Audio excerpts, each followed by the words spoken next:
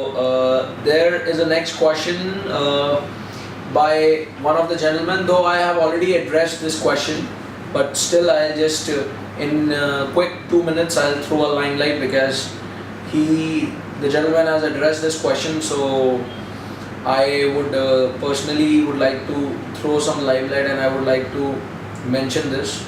So there's a gentleman, Ujal Roy. So hi Ujal, I guess you're watching me live and hope you are well. So he says, sir, first test in OIR, please tell us how to improve OIR.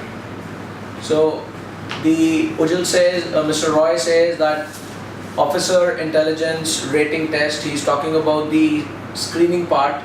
So screening part consists of two things, OIR and PPDT.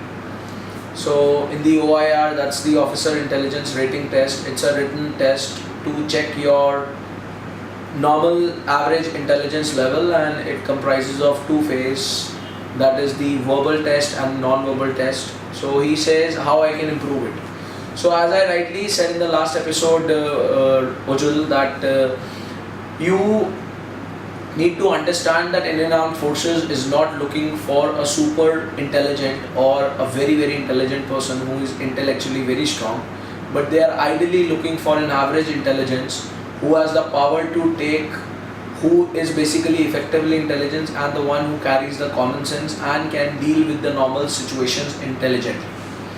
So the fact is, when their need is average intelligence, that simply and truly justifies the fact that the paper, the exam, the questions that are going to come in the OIR in the form of a verbal and non-verbal questions would not going to be very tough. There would be a questions, the level of toughness would be of an average person, an average intelligent mind can easily deal with them.